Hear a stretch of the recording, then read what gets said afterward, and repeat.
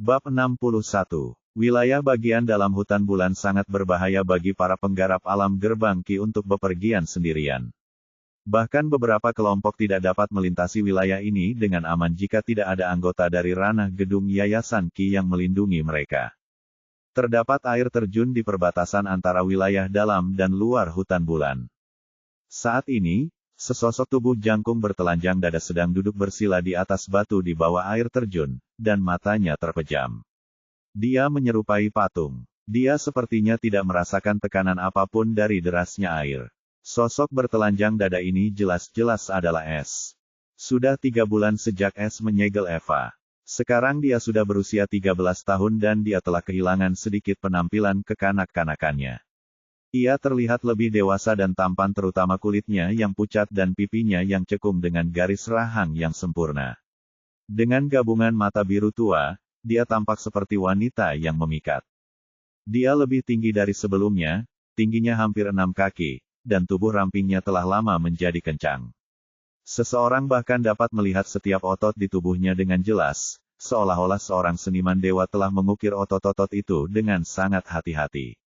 Namun, otot-otot yang kencang itu tidak rapuh sama sekali, sebaliknya, mereka dipenuhi dengan kekuatan ledakan seperti binatang purba.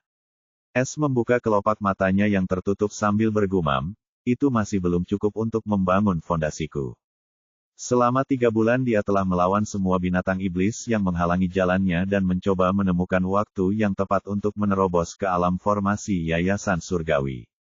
Dia bahkan bertarung dengan 5 binatang iblis di tahap awal pembentukan fondasi Ki, tetapi tidak peduli berapa banyak yang dia bunuh, dia masih memiliki perasaan yang sama seperti 3 bulan lalu. Sekarang S mencoba berbagai metode yang tertulis di semua buku terkait budidaya yang dia temukan di cincin penyimpanan Dulce. Satu hal yang perlu diperhatikan adalah ilmunya berkembang pesat. Entah itu tentang tanah tingkat rendah di bawah tingkat kerajaan atau alam budidaya hingga alam inti Sungai Ki, dia memiliki semua pengetahuan yang hanya dimiliki oleh bangsawan dari 10 kerajaan teratas. Itu semua karena kebiasaan Dulce membawa buku-buku informatif tersebut di ring penyimpanannya. Ia sangat berbakat dan suka mendapatkan informasi lengkap dalam segala aspek. Namun kini dari kebiasaannya tersebut, S sudah mendapat untung yang cukup besar dan ia tidak lagi bodoh. Jika meditasi saja tidak cukup, haruskah saya mencoba pertarungan hidup dan mati lagi? S bergumam dengan serius. Dia melakukan semua ini karena dia telah membaca di salah satu buku bahwa ketika seorang kultivator belum siap atau alam gerbang Ki-nya masih dangkal, dia akan menghadapi situasi seperti S. Mereka menyebutnya, tembok alam. Seseorang harus menghancurkan tembok alam ini untuk melangkah ke alam berikutnya dan semakin kuat fondasinya, semakin kuat pula tembok alam tersebut. Dan jelas S telah membuka 9 gerbang surgawi, jadi tembok wilayahnya bukanlah sesuatu yang pernah dibayangkan oleh kultivator lain sebelumnya.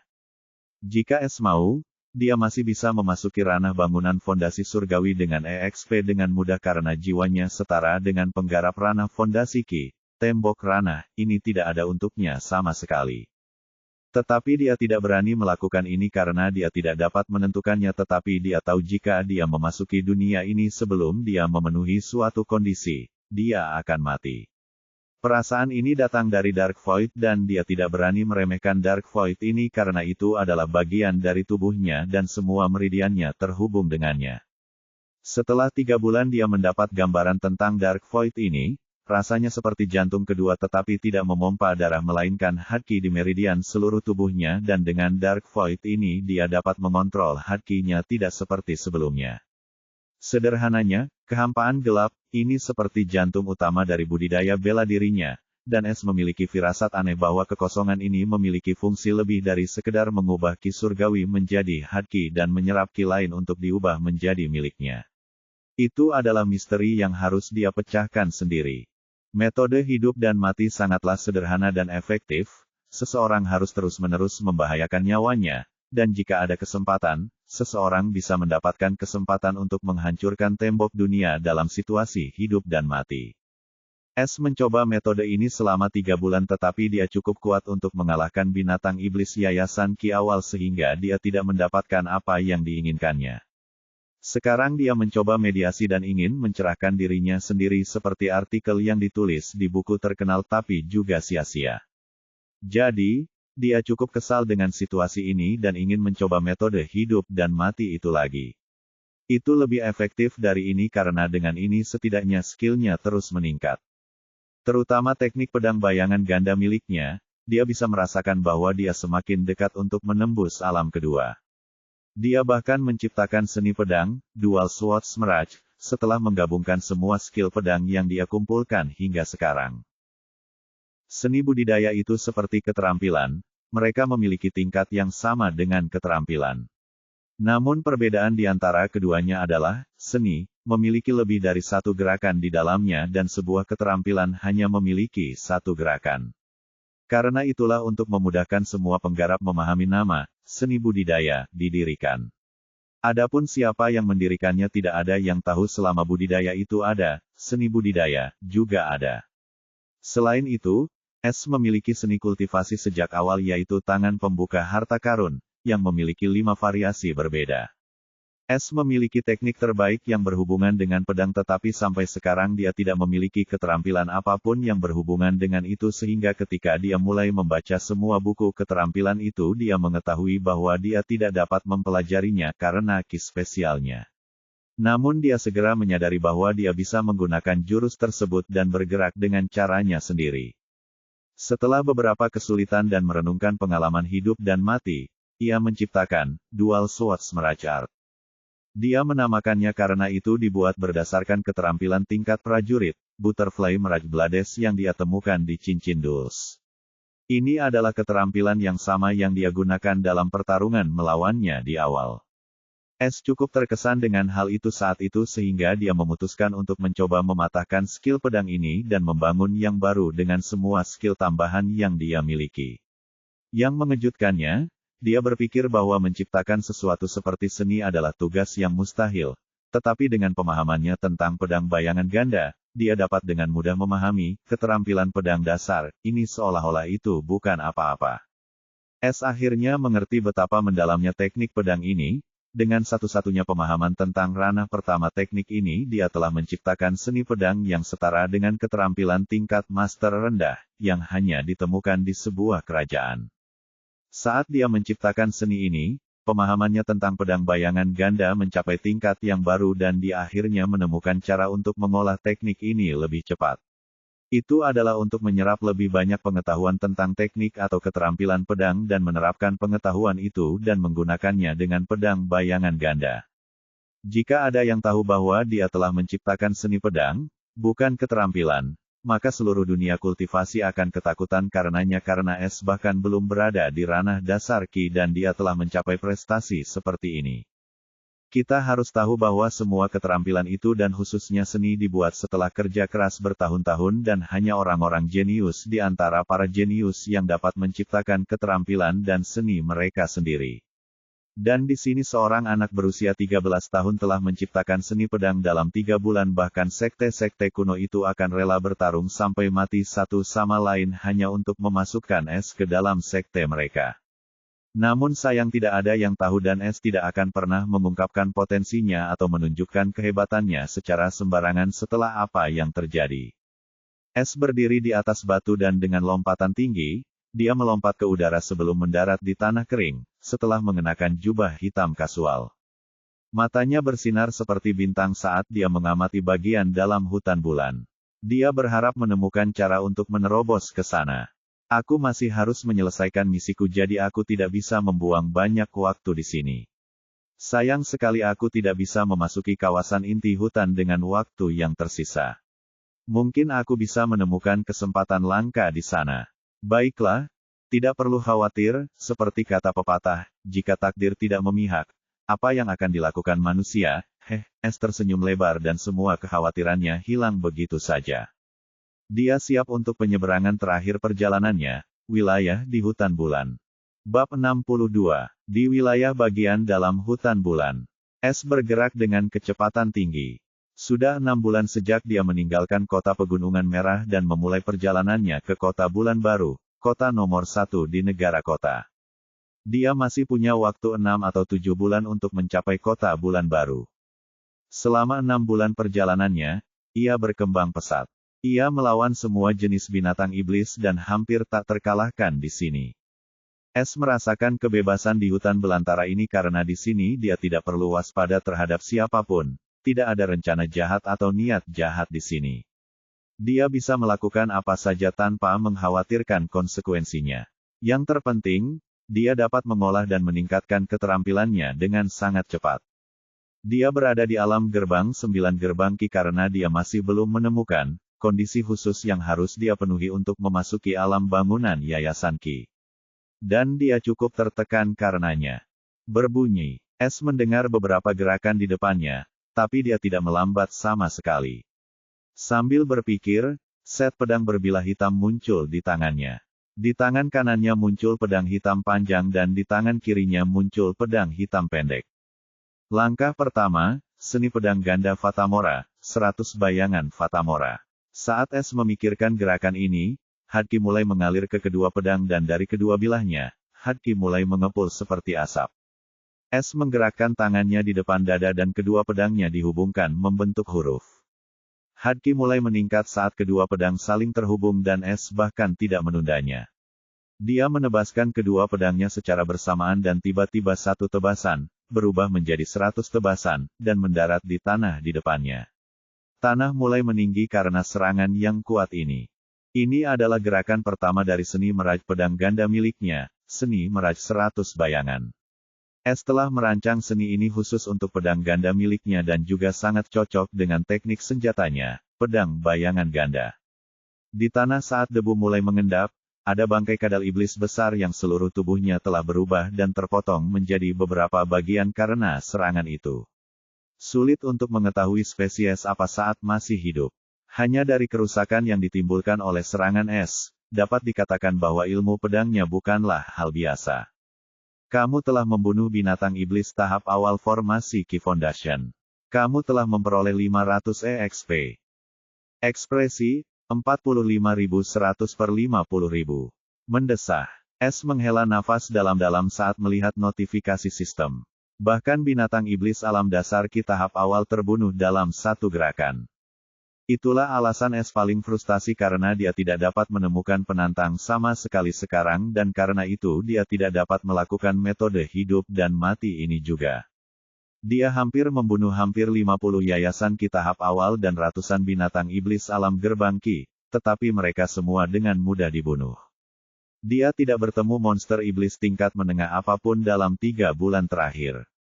Suatu kali dia berpikir bahwa mengumpulkan 50.000 EXP tanpa pil atau ramuan obat adalah hal yang mustahil, tetapi setelah datang ke sini dia menemukan bahwa bukan itu masalahnya sama sekali. Hutan ini dipenuhi dengan X, binatang iblis, ahem. Sekarang, hanya dengan melihat XP-nya, dia bertanya-tanya apakah dia harus berhenti berburu binatang iblis ini karena jika XP-nya mencapai jumlah EXP yang dibutuhkan, dia harus membangun fondasinya pada saat itu. Namun dia tidak ingin hal ini terjadi setidaknya sampai dia memenuhi syaratnya. Dia bahkan mencoba menanyakan sistem tentang hal itu tetapi dia juga tidak mendapatkan apapun. Haruskah aku pergi menuju wilayah inti? S bergumam pelan. Untuk menyelesaikan misinya, dia punya waktu 5 tahun dan dia masih punya waktu lebih dari 4 tahun lagi. Jadi, S mulai berpikir 2 kali.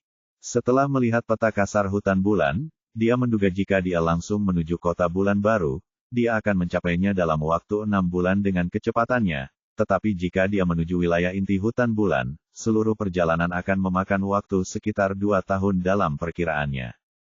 Karena kawasan inti hutan bulan tidak tergambar di peta dan hanya informasi mengenainya yang tersedia dan anehnya tidak ada seorang pun yang pergi ke sana selama hampir 50 tahun. Kerajaan tidak terlalu memperhatikan tempat ini dan di sini tidak ada seorang pun yang cukup kuat untuk menyelam lebih dalam ke hutan bulan terutama di wilayah inti. Dikatakan bahwa hanya ada binatang iblis alam fondasi Ki tingkat menengah atau bahkan puncak yang ada di sana, tapi itu bukanlah kebenaran yang sepenuhnya. Karena selama beberapa dekade tidak ada seorang pun yang pernah kembali hidup-hidup dari sana, bahkan tidak ada seorang penggarap ranah yayasan Ki tingkat puncak. Karena itulah S masih dilema. Untuk pergi atau tidak pergi. Sedangkan untuk kembali dalam 2 tahun, itu adalah waktu yang dia perkirakan setelah melihat peta tua hutan bulan. Setelah merenungkannya selama beberapa waktu, tekad melintas di mata Es dan dia mengubah arahnya ke arah utara hutan bulan. Dia langsung menuju kawasan inti hutan dan bagian paling berbahaya dari hutan. Es membuat keputusan berdasarkan keterampilan dan kebutuhannya. Semua keterampilannya berada pada tahap kesempurnaan kecuali mata asli dan matanya yang salah. Keterampilan itu terlalu mendalam dan dia masih belum berhasil menyempurnakannya. Teknik pedang bayangan ganda juga berada di ambang terobosan, hanya saja ada sesuatu yang hilang, dia juga terjebak di dalamnya. Dalam pandangan Es, hutan ini jauh lebih aman dibandingkan kota manapun di luar sana karena ia selalu bisa berlari tanpa khawatir terhadap apapun, namun di kota-kota tersebut nyawanya malah lebih terancam. Es membutuhkan kekuatan lebih dari apapun karena dia perlu melindungi dirinya sendiri apapun yang terjadi. Alasannya sangat sederhana karena sekarang kehidupan Eva terikat dengannya dan dia tidak mampu kehilangan Eva dan hanya dengan menjadi kuat dia dapat memastikannya. Itu sebabnya dia memutuskan untuk masuk ke wilayah inti untuk mencari cara terobosan. 4 bulan kemudian, Es saat ini sedang berdiri di atas pohon dan memandangi kabut putih tebal yang mengelilingi kedalaman hutan bulan. Kabut ini seperti garis antara wilayah dalam dan inti hutan bulan. Dalam 4 bulan, dia tidak membunuh binatang iblis lagi karena dia tidak mau mengambil risiko dan hanya melatih kultivasi dan keterampilannya.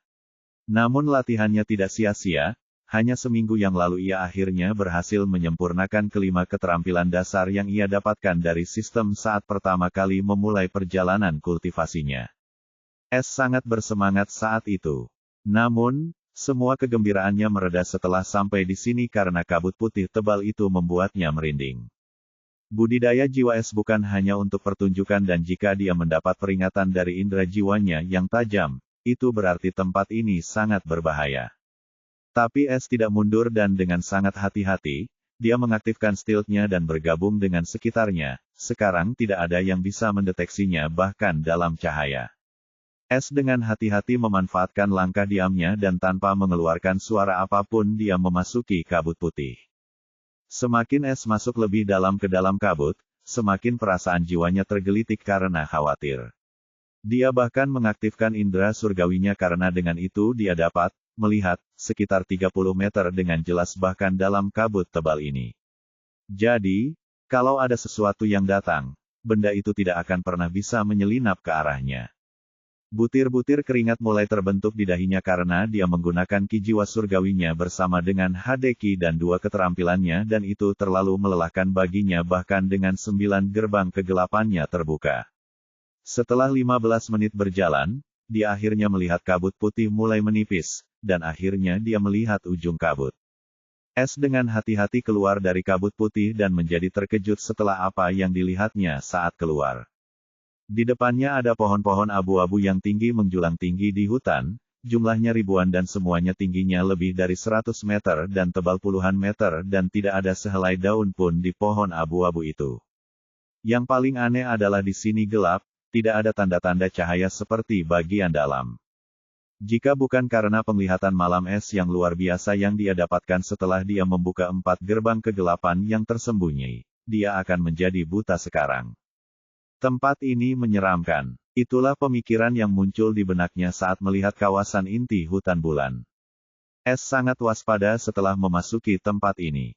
Ia belum pernah merasakan sensasi seperti ini sebelumnya. Tempat ini dingin sekaligus menyeramkan. Dia berpikir untuk kembali dulu tapi tiba-tiba menghentikan langkahnya saat dia tiba-tiba merasakan kehampaan gelap bereaksi terhadap sesuatu di hutan pohon abu-abu. Bab 63. Es tidak berani mempercayai apa yang baru saja dia rasakan sehingga dia buru-buru membagikan haki miliknya dengan bantuan Dark Void untuk memastikan apa yang baru saja terjadi. Namun, yang membuatnya kecewa, Dark Void tampak tenang dan dia tidak merasakan perasaan aneh yang dia rasakan sebelumnya. Perasaan itu hanyalah ilusi. Namun, indera Es tidak pernah salah sebelumnya, terutama setelah ia membentuk inti jiwa kuning dari jiwa angin hitam. Oleh karena itu, perasaan yang dia rasakan sebelumnya pastilah nyata. Namun pertanyaannya adalah apa yang terjadi dan mengapa Dark Void tidak bereaksi lagi. Es akhirnya mengambil keputusan sambil memandangi hutan suram yang dipenuhi pepohonan abu-abu. Kali ini dia akan melakukan apa saja. Karena tidak ada dedaunan di pepohonan abu-abu, celah di antara keduanya tampak seperti jalan gelap atau labirin. Tidak ada yang tahu kemana arah jalan ini karena tidak ada satupun catatan tentang pohon jenis ini di buku yang dimiliki Es. Namun Es akan segera mengetahuinya. Ia beristirahat sejenak karena menggunakan Soul Ki lebih melelahkan dibandingkan menggunakan Haki karena tubuhnya masih berada di alam gerbang surgawi sedangkan jiwanya setara dengan alam Ki dasar. Tubuhnya mengalami banyak tekanan karena Soul Ki. Setelah beristirahat selama 2 jam akhirnya ia berada dalam kondisi puncak dan siap menghadapi segala bahaya yang akan ia temui di hutan. Kali ini Es tidak menggunakan indera surgawinya karena jika dia menggunakannya di awal dia akan kehabisan energi untuk menghadapi bahaya apapun. Itu akan tergantung pada indera jiwa bawaannya. Wilayah inti dari hutan bulan ini benar-benar gelap dan karena kekuatan siluman gelap Es, disinilah tempatnya. Hanya dengan menggunakan langkah sembunyi-sembunyi, dia memasuki hutan pepohonan abu-abu. Dia sangat berhati-hati dan memastikan untuk tidak menyentuh pohon itu secara tidak sengaja. Ia hanya berpindah di antara pepohonan dengan sangat hati-hati. Saat dia melangkah lebih dalam, perasaan suram mulai meningkat. Jika bukan karena kekosongan gelap yang menyerap Ki surgawi bahkan dalam lingkungan seperti ini dan memberinya Haki, dia akan kehabisan Ki. Es merasakan hawa dingin di sekujur tubuhnya saat dia masuk lebih jauh ke dalam hutan dan bertanya-tanya apakah ada semacam danau es di sini. Namun setelah berjalan selama 1 jam dia tidak menemukan apapun selain pepohonan di sekitarnya. Dia bahkan berhenti menggunakan keahliannya karena dia hanya menyia-nyiakan Ki-nya dan dia tidak menemukan bahaya nyata di sini, hanya indera jiwanya yang terus-menerus memberinya peringatan. 1 jam lagi berlalu tetapi dia masih berada di antara pepohonan ini dan mereka tidak ada habisnya. Tiba-tiba Es melihat tanda aneh di tanah seperti anak panah dan kaget karenanya karena tanda tersebut ditinggalkannya sehingga dia bisa kembali jika tersesat. Namun, sekarang melihat tanda di depannya, dia menduga dia sudah tersesat di labirin pepohonan abu-abu ini. Pohon-pohon sialan ini sangat aneh sehingga dia bahkan tidak bisa membedakan apa yang berbeda di antara pohon-pohon ini karena semuanya tampak sama. Sepertinya dia berada dalam labirin ilusi besar. Es tidak mengkhawatirkan jatahnya, karena dia telah membunuh begitu banyak binatang iblis dan dengan ruang pencuri yang sangat besar serta semua cincin penyimpanan itu, dia telah menyimpan banyak daging untuk menopang dirinya sendiri selama 2 hingga 3 tahun jika dia makan 2 kali sehari. Sedangkan untuk air dia telah menemukan botol kecil di ring penyimpanan Dulce yang hanya bisa menyimpan berton-ton air. Dia cukup kagum dengan botol penyimpanan ini dan tidak bisa tidak mengagumi hal-hal aneh yang dia temui karena dia telah menjadi pencuri. Karena jika dia menginginkan harta karun seperti ini dia harus menjadi orang kaya dan yang terpenting dia harus memiliki koneksi di kerajaan untuk mendapatkan harta karun tersebut. Ini adalah keuntungan terbesar menjadi pencuri. Anda hanya perlu mencuri dari pangeran atau putri kaya dengan kekuatan besar dan Anda akan mendapatkan semua yang Anda butuhkan untuk bertahan hidup di dunia budidaya ini. Saat ini, sudah seminggu sejak Es terjebak di labirin pepohonan yang gelap ini. Dia tidak dapat menemukan jalan ke depan dan juga tidak dapat menemukan jalan ke belakang. Es tidak kehilangan ketenangannya bahkan dalam situasi ini dan tidak panik. Dia mencoba berbagai metode seperti menggunakan mata aslinya dan mata palsunya, mencoba menebang pohon-pohon itu. Tapi keterampilan dasarnya tidak efektif di sini dan ketika dia mencoba menebang pohon abu-abu itu, dia langsung mengetahui bahwa saat dia menyentuhnya, pohon itu berubah menjadi abu-abu dan berhamburan tertiup angin. Sepertinya mereka terbuat dari abu. Es malah mati rasa dengan perasaan suram dan dingin itu. Dia akhirnya mengerti mengapa tidak ada seorang pun yang kembali dari tempat ini selama bertahun-tahun. Hal ini sebagian besar karena labirin pohon ini. Karena tidak ada yang berhasil, dia hanya duduk di sana dan mengamati pohon-pohon itu dengan tenang. Apakah ini semacam formasi seperti milik Dulce? Mau tak mau dia berpikir seperti ini karena dia terjebak di sini selama seminggu dan tidak peduli apapun yang dia coba, dia tidak dapat menemukan jalan keluar. Itu seperti formasi dalam pikirannya karena dia telah membaca buku Dulce dan ada satu buku tentang formasi juga.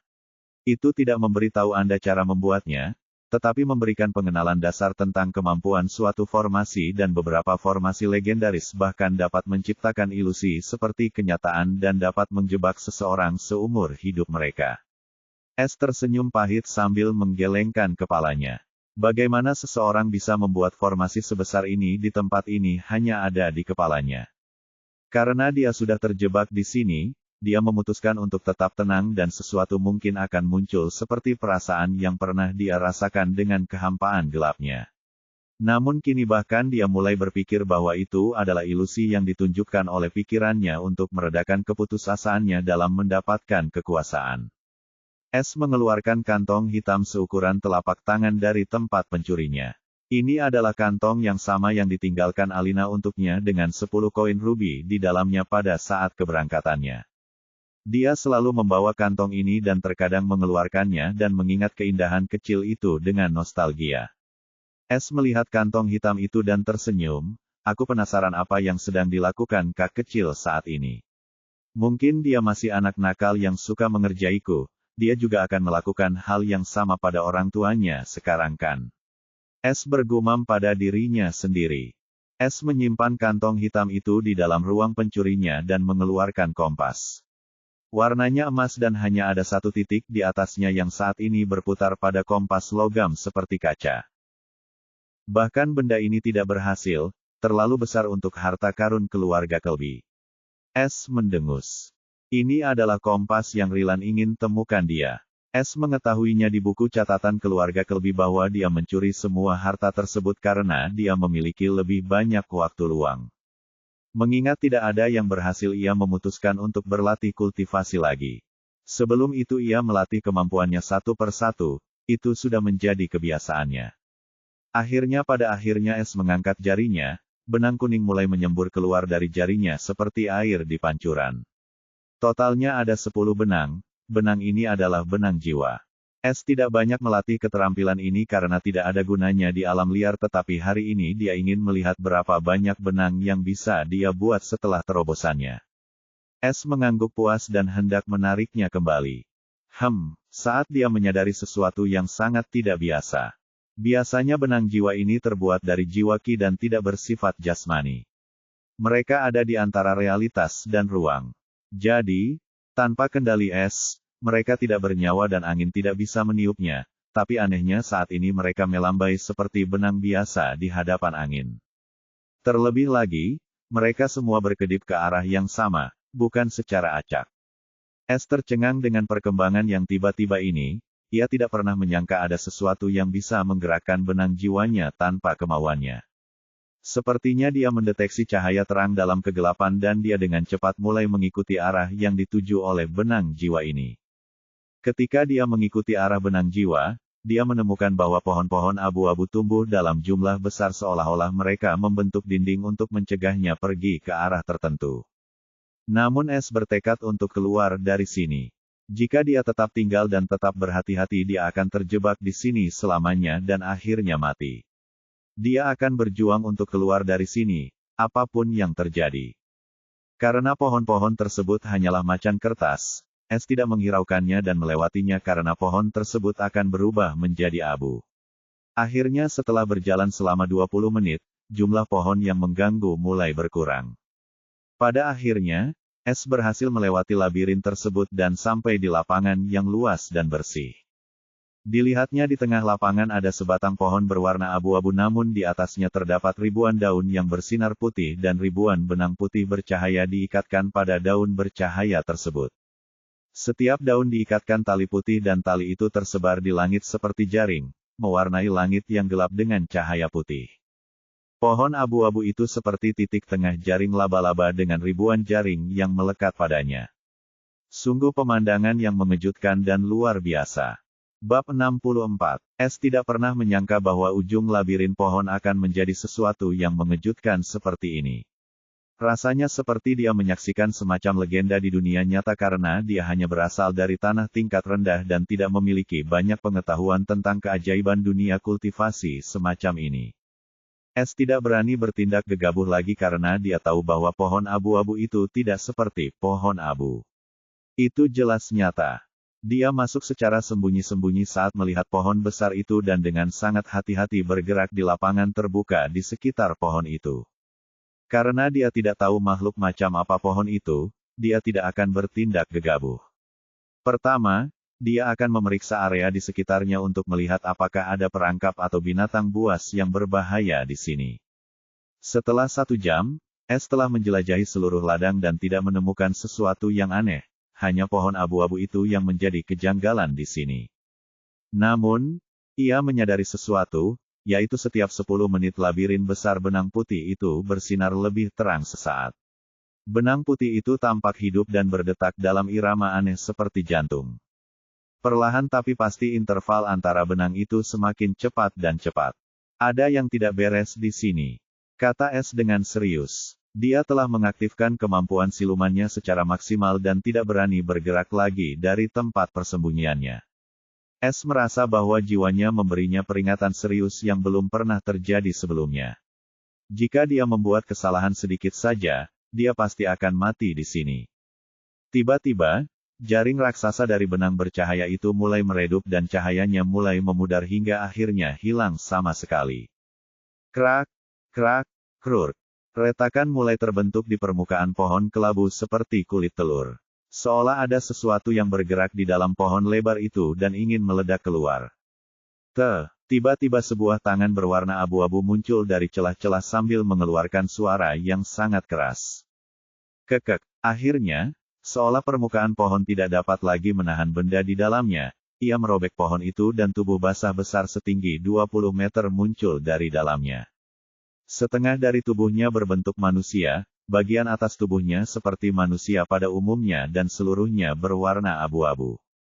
Namun di kepalanya terdapat 1 tanduk dan wajahnya tidak memiliki hidung atau mulut tetapi hanya mata. Ada lebih dari 20 mata buas di wajahnya. Ia hanya memiliki 2 bahu tetapi ada 4 tangan yang menempel pada lengan bawahnya. Tubuh bagian atasnya seperti manusia pada umumnya, tetapi ada 4 kaki dan ekor tajam seperti tombak dari tubuhnya.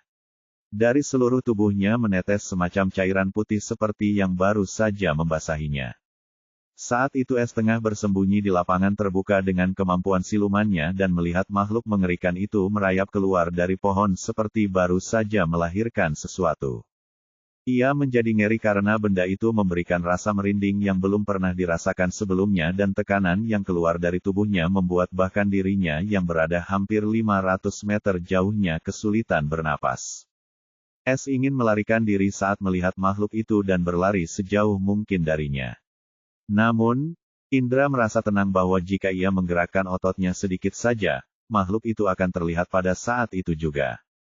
Bahkan dia bisa lari, dia tidak bisa karena dia tidak tahu jalan keluar dari tempat terkutuk ini. Kalau bukan karena benang jiwa, dia tidak akan bisa menemukan jalan ke sini. Satu-satunya makhluk yang bisa mendeteksi keberadaanku saat aku masih dalam mode siluman pastilah berada di alam Sungai Qi. S menjadi telapak pasi dan keringat dingin mulai mengalir di sisi wajahnya saat pikiran ini muncul di benak. Karena meskipun dia sama kuatnya dengan ahli alam dasar Qi tingkat menengah dan dengan keterampilannya yang sudah sempurna, dia bahkan dapat bersaing dengan ahli alam dasar Qi tingkat tinggi dan lolos dengan selamat jika keadaan memburuk. Namun di hadapan alam Sungai Qi, dia hanyalah seorang anak kecil. Kalau makhluk itu benar-benar binatang iblis tingkat Sungai Qi atau yang lainnya, tamatlah riwayatnya.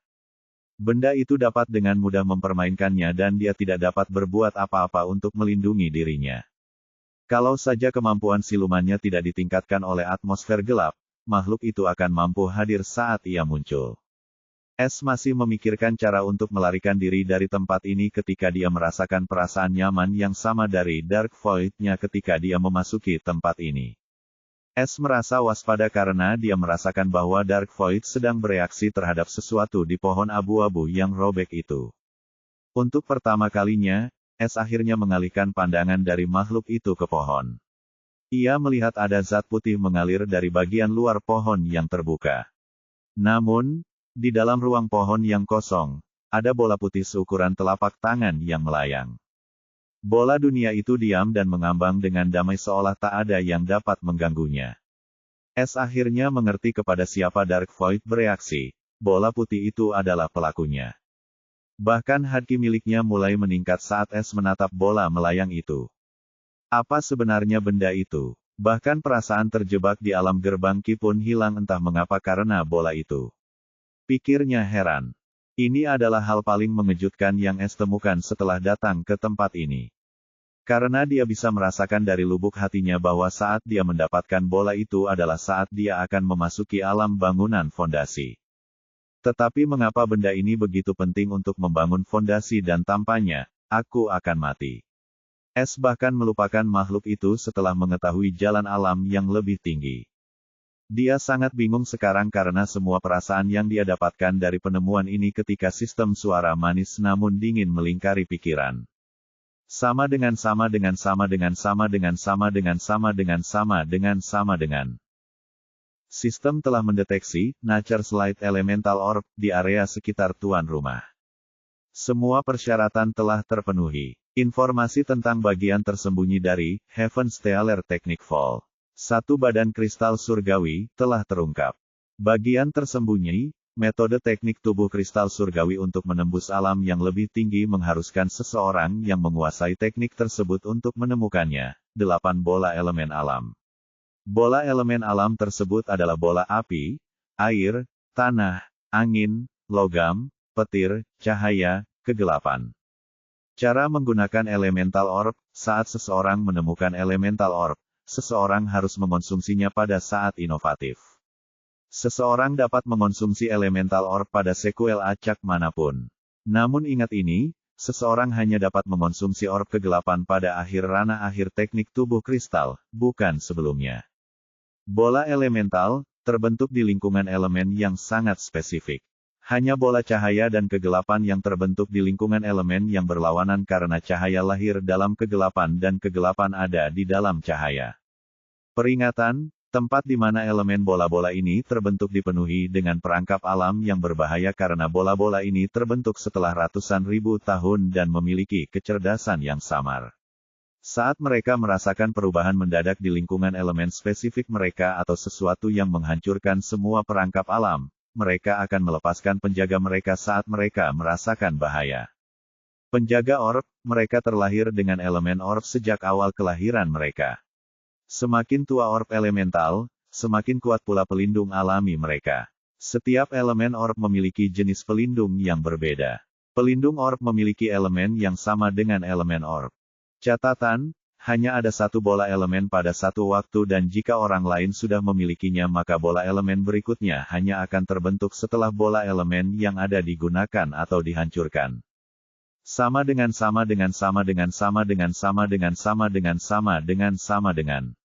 S tercengang oleh informasi panjang ini dan menjadi sangat terkejut. Ia hampir lupa untuk tetap tenang dan mengaktifkan skillnya. S merasakan kemarahan dan kekecewaan yang teramat sangat, dia tidak menyukai sistem yang tidak memberikan informasi ini sebelumnya, tetapi dia sendiri yang merasakannya. Karena dia awalnya berpikir bahwa dia bisa memasuki alam atas hanya dengan EXP yang cukup dan setelah mendapatkan wawasan tentang alam itu. Dengan ini, dia bisa menjadi kuat dengan sangat cepat. Namun, kenyataan menghantamnya dengan keras dan sekarang dia menyadari bahwa itu bukanlah segalanya dan menyerupai yang dia kira.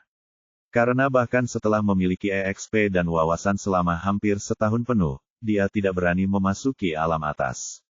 Awalnya ia merasa sulit untuk mempercayainya tetapi setiap kali ia ingin melakukannya dan membulatkan tekad, jiwa selalu mulai gemetar ketakutan dan ia akhirnya yakin setelah itu bahwa itu adalah hukuman mati baginya jika ia tidak menyelesaikan persyaratan khusus.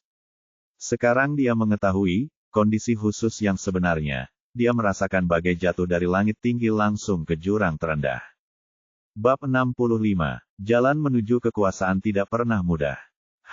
S akhirnya menenangkan diri karena sekarang bukan saatnya menyalahkan dirinya sendiri atas ketidaktahuannya. Sistem, bukankah kau mengatakan sebelumnya bahwa aku seharusnya mendapatkan Dark Void dalam hukuman pernikahan? Bukankah itu berarti aku mampu menerobos ke dalam wilayah Foundation Building tanpa membuka gerbang tersembunyi? Lalu dari mana bola-bola elemen ini berasal? S menyampaikan. Sekarang dia juga meremehkan sistem itu. Betapapun bodohnya S, dia sama sekali bukan orang bodoh. Segala sesuatunya tidak berjalan sesuai dengan yang dia bayangkan, sebagian besar adalah kesalahannya, tetapi masih ada hal-hal yang tidak dapat dia kendalikan seperti sistem. S akhirnya mulai menemukan celah dalam sistem penjelasan sebelumnya. Sistem memang mengatakan itu sebelumnya, tuan rumah dianggap mendapatkan Dark Void saat ia menghadapi turbulensi surgawi. Namun, tuan rumah telah melampaui ekspektasi sistem dan mendapatkan Dark Void serta membuka gerbang kegelapan yang tersembunyi itu sendiri. Jika tuan rumah mendapatkan kekosongan gelap di antara hukuman surgawi seperti yang diprediksi sistem, maka Anda harus mengumpulkan 5 bola elemen api, angin, air, tanah, kegelapan, setelah memasuki alam sungai surgawi dan membuka bagian normal atau setengah tersembunyi dari tubuh kristal surgawi. Dengan itu tuan rumah akan dapat membentuk tubuh kristal surgawi. Namun, tuan rumah berhasil mendapatkan Dark Void sebelum mencapai Foundation Building Realm dan membuka bagian tersembunyi sebenarnya dari Heavenly Crystal Body. Saat ini, tuan rumah harus mengumpulkan 8 elemen bola di setiap alam karena penampilan Anda yang luar biasa. Dengan 8 elemen bola, tuan rumah sekarang dapat membentuk tubuh kristal surgawi yang sempurna. Suara dingin sistem berdengung dalam pikiran. S awalnya teringat dan tersenyum pahit. Ia merasa tersanjung setelah mendengar sistem menyebut luar biasa, tetapi itu tidak mengangkat suasana hati yang masam karena pencapaian mendadak ini lebih merupakan malapetaka daripada berkah. Sebelumnya dia seharusnya mengumpulkan 5 elemen bola tetapi sekarang dia membutuhkan 8, bagaimana mungkin dia tidak stres? Yah, bahaya juga membawa manfaat. Aku ingin tahu apa yang berbeda dalam tubuh kristal yang sempurna dan tidak sempurna. S bertanya-tanya ketika semangat juangnya meningkat setelah memikirkan manfaat yang akan dia dapatkan. S menghela napas lega. Keraguannya terhadap sistem itu sirna dan ia akhirnya mengerti bahwa sistem itu selalu memberikan informasi yang benar, hanya saja ia tidak cukup jeli untuk menghubungkan titik-titik itu sendiri. Namun apa yang dapat ia lakukan? Sistem bukanlah sesuatu yang dapat ia pahami atau prediksi dengan mudah. S sekarang bahkan lebih bertekad untuk menjadi kuat dan melengkapi tubuh kristal surgawi sempurna ini. Jadi, bagaimana jika dia harus menemukan 3 elemen bola lagi, dan bagaimana jika dia harus terjebak di alam karena ini? Dia akan menjadi cukup kuat untuk mencari di mana saja di dunia ini dan dia akan mencuri bola elemen ini dengan cara apapun. Ini adalah tekad dan resolusi barunya. Ketabahan mental S telah meningkat ke level berikutnya setelah melalui semua cobaan ini. Semua pesta besar dan pembicaraan dengan mempertimbangkan sistem hanya memakan waktu 10 detik di dunia nyata. S menenangkan dan kolektif seperti sebelumnya. Ia melihat penjaga itu masih berdiri di tempatnya dengan banyak mata masih terpejam seolah menunggu tengah sesuatu. Tiba-tiba, bola cahaya mengambang yang tadinya diam itu mulai berputar perlahan sambil memancarkan kabut putih, dan celah yang terbuka pada pohon kelabu itu menutup mulai seolah-olah sedang dalam proses penyembuhan. S hampir mengumpat keras setelah melihat ini, aku seharusnya mengharapkan sebanyak ini darinya atau ini tidak akan layak menjadi harta yang sangat penting untuk melengkapi tubuh kristal surgawi. Dia berpikir dengan kecewa, bagaimana mungkin harta yang begitu penting bagi teknik pencuri surga bisa diperoleh dengan mudah. Dia tidak dapat berbuat apa-apa untuk menyaksikan hal ini tanpa daya karena penjaga itu berdiri di sana seperti patung. Jika dia bergerak sedikit saja, penjaga alam sungai Ki itu akan langsung dapat mengunci posisinya. Inilah kengerian sejati para ahli alam sungai Ki. Mereka dapat dengan mudah merasakan pantulan Ki di atmosfer sejauh 50 meter di sekitar mereka. Itu seperti versi yang terdegradasi dari indera jiwa S. Tidak mudah untuk menegaskan kepada ahli alam sungai Ki. S berada 500 meter dari sang penjaga, tetapi dia masih berada di wilayah Ki Guides. Gangguan yang dia buat di Ki dengan menggunakan keahliannya bagaikan lonceng yang berbunyi dalam keheningan total. Itulah sebabnya dia tidak berdaya dan hanya menggunakan kemampuan silumannya karena itu adalah keterampilan bersembunyi. Tidak menimbulkan gangguan apapun pada Ki di sekitar atmosfer. Celah pohon itu cukup besar karena tingginya penjagaan itu hampir 30 meter, tetapi masih terisi dengan cepat, dan akan tertutup sepenuhnya dalam 1 menit. Setelah itu, elemental orb akan sangat sulit didapat. S memeras otaknya untuk mencari solusi atas masalahnya. Jika dia menunggu di sini dan membiarkan bola itu mengangkat perisainya, maka penjaga itu akan bebas mencarinya dan pada saat itu dia akan berada dalam masalah besar. Dia tidak akan bisa mengalahkan benda itu bahkan jika dia mencoba segala cara. Tunggu sebentar. Ini pasti berhasil. S hampir melompat kegirangan saat sebuah pikiran muncul di benaknya. Saat berikutnya sebuah manik abu-abu muncul di tangan. Ya, ini adalah manik-manik tak terlihat yang dapat membantu menjadi tak terlihat selama 1 menit. Setelah menggunakan manik-manik ini untuk melarikan diri dari Dulce, dia memiliki 3 manik-manik tersisa. Karena Eva tidak menggunakannya, dia mengembalikannya karena dia tahu manik-manik ini ajaib dan dapat menyelamatkan nyawa S dalam situasi sulit. S tahu bahwa manik tak kasat mata ini dapat membantu melarikan diri dari tanah ahli di tingkat bawah kerajaan karena ini adalah harta karun kelas 1, dan jika bukan karena waktu yang terbatas, dia akan menjadi tak terpecahkan di tanah tingkat rendah ini. Setidaknya itulah yang dia bayangkan. Namun sayang dia sudah menggunakan doa untuk mereka sekali dan dia hanya memiliki 3 jadi dia harus menyelamatkan mereka dalam situasi hidup dan mati di mana musuhnya sama kuatnya dengan penjaga itu. Aku hanya punya waktu 1 menit. Aku harus melakukannya dengan cepat. Pikir S sambil menghancurkan manik tak kasat mata di tangan. Semua jejak keberadaan S menghilang. Bahkan penjaga yang kuat itu tidak dapat mengetahui keberadaan S meskipun S mencurigainya. Namun S tidak akan melakukan itu karena ia tidak yakin apakah ia dapat membunuh benda tersebut dalam 1 pukulan sehingga ia tidak akan terlalu serakah dan hanya mengambil apa yang menjadi miliknya. S dengan cepat mengaktifkan langkah diam saat ia melesat ke arah pohon abu-abu penyembuh, seperti anak panah. Sekarang gangguan dalam Ki diabaikan karena manik tidak terlihat, tetapi saat ia semakin dekat dengan penjaganya, tekanan yang datang darinya menjadi lebih kuat. Mata penjaga itu tertutup tetapi dia melepaskan semua tekanan dari dasar pemukulnya. Saat seseorang bergerak, dia akan menghancurkan mereka dengan segala yang dimilikinya. Pergerakan S lebih menjadi lambat saat dia semakin dekat dengan bola unsur itu. 100 meter dari sang penjaga, hanya tersisa 10 detik, tetapi S terengah-engah. Kuat sekali. Itulah pikiran yang muncul di pikiran setelah mencapai titik ini. Namun, ia tidak berhenti karena waktu tidak memihaknya. Jika celah itu tertutup sepenuhnya, ia akan hancur. Setelah 30 detik S berada 10 meter dari sang penjaga dan 20 meter dari pohon abu-abu yang mendekati fase penyembuhan terakhirnya. Hanya tersisa separuh waktu. Namun, sesuatu yang tidak terduga terjadi. Penjaga yang tadinya memejamkan mata tiba-tiba terbuka. Matanya benar-benar putih, bukan hanya bola mata putih. Ki putih muncul dari sang penjaga saat ia membuka matanya dan tekanan di sekelilingnya meningkat 10 kali lipat. Seolah-olah sang penjaga merasakan sesuatu yang salah dan keselamatannya muncul. Para penjaga hanya hidup untuk melindungi bola-bola dan mereka memiliki banyak kemampuan supranatural. Tidak mudah untuk menipu mereka bahkan dengan harta karun seperti manik-manik yang tak terlihat. S merasa ngeri setelah melihat benda bermata putih dan ki putih itu. Tekanannya meningkat begitu banyak sehingga ia merasa berada di bawah gunung dan semakin sulit bernapas. Jadi, ini adalah elemen Ki, yang hanya dimiliki oleh sungai Ki setelah memasuki alam ini. Jika berpikir lemah, tubuhnya hampir runtuh. Setiap menelepon memiliki atribut elemen khusus dan atribut ini menjadi jelas di alam sungai Ki. Mereka menyebutnya, elemen Ki. Elemen Ki 100 kali lebih kuat dari Ki normal.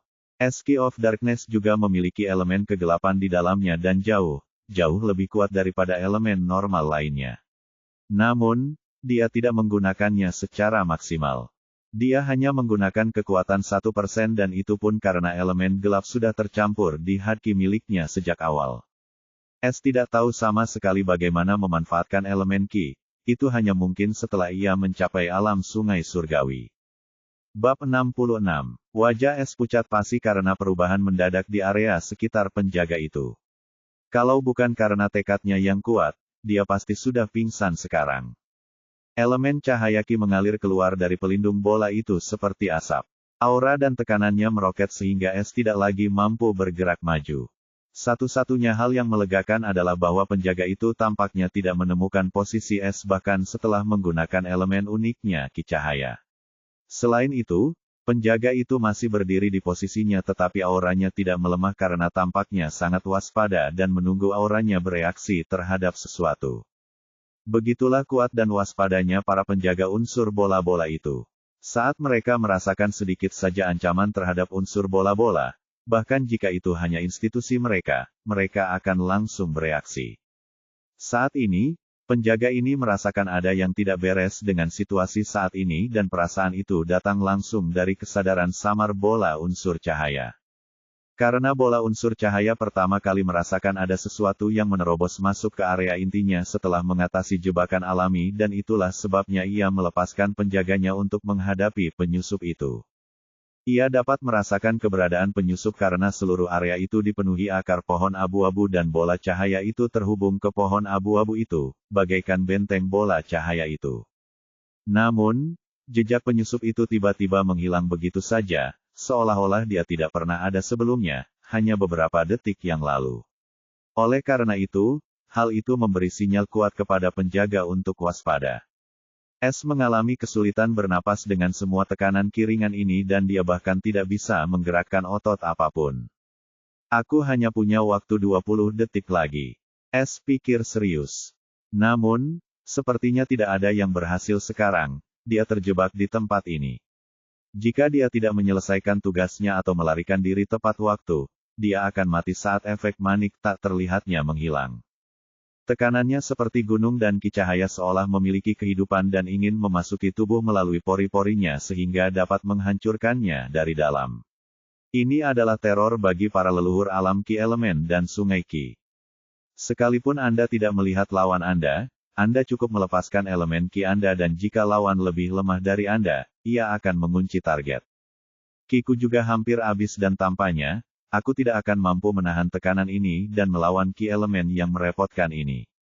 Apa yang harus kulakukan? Es sudah kehabisan akal ketika tiba-tiba sesuatu muncul di pikirannya. Dia segera menghentikan Ki Cahaya dan membiarkan memasuki tubuhnya. Sebelum Ki Cahaya dapat melakukan apapun, Dark Void mulai melahapnya seperti makanannya. Es telah membuat pertaruhan besar kali ini. Ia teringat pengalaman dengan Ki Matis dan berpikir bahwa jika Dark Void dapat menyalakan Ki miliknya, maka seharusnya ia juga dapat melakukan hal yang sama dengan Ki elemen ini. Es biasanya tidak akan melakukan ini tetapi saat ini dia tidak punya pilihan lain karena jika dia tidak melakukan ini dia akan mati juga, dan jika dia mengambil risiko dan berhasil maka setidaknya dia akan memiliki kesempatan untuk bertarung. Jika kegelapan tidak mampu mempertahankan elemen Ki itu, posisinya akan langsung terkunci oleh penjaga itu. Selain itu, meridiannya akan hancur karena kekuatan elemen Ki. Namun, pertaruhannya menghasilkan hasil dan mengecewakan gelap tidak mengecewakannya. Es merasakan tekanan pada dirinya hampir hilang setelah kegelapan mulai memicu Ki Cahaya dan mengubahnya menjadi haki miliknya. Layak menjadi hadiah dari sistem. Es sangat gembira setelah ini karena tekanannya kini diabaikan dan ia dapat bergerak dengan lancar lagi. Hanya tersisa 10 detik. Es bergerak dengan kecepatan penuh menuju pohon abu-abu yang sedang menyembuhkan diri. Celah itu hampir sepenuhnya pulih dan bola elemen itu terlihat samar-samar. Dia harus bergerak cepat. Es akhirnya melewati penjaga yang berdiri di sana seperti menara. Dia tidak berani bernapas dengan keras, bagaimana jika dia merasa nyaman. Tidak peduli apapun, benda itu masih berada di alam sungai Ki. Jika benda itu mengetahui, tidak peduli apa yang dilakukannya, tidak akan ada yang berhasil menghadapi kekuatan absolut. Bola unsur itu merasakan celah pohon itu akhirnya tertutup dan berhenti mengeluarkan kabut berwarna putih. Penyusup itu tidak mendekatinya tetapi tetap tidak dapat menemukan keberadaannya. Ini adalah pertama kalinya sesuatu seperti ini terjadi dalam ratusan ribu tahun keberadaannya. Selama bertahun-tahun, jika ada yang datang ke sini, ia dapat dengan mudah menghadapi mereka di labirin pohon ilusi itu. Mereka akan mati setelah kehabisan persediaan atau bunuh diri karena kesepian. Namun kali ini seseorang telah berhasil sampai sejauh ini dan itulah mengapa ia begitu waspada dan segera melepaskannya, sang penjaga.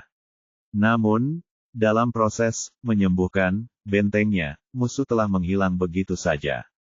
Itu sangat aneh. Tepat pada saat bola tidak berhenti berputar, bagaikan anak panah, sebuah tangan memasuki ruang pohon melalui lubang kecil yang hendak ditutup dan diraihnya. Sebelum bola elemen itu dapat memberi isyarat kepada penjaganya, ia merasa bahwa koneksinya dengan pohon abu-abu dan penjaganya telah terputus karena suatu alasan aneh dan tangan itu pun tidak terlihat lagi.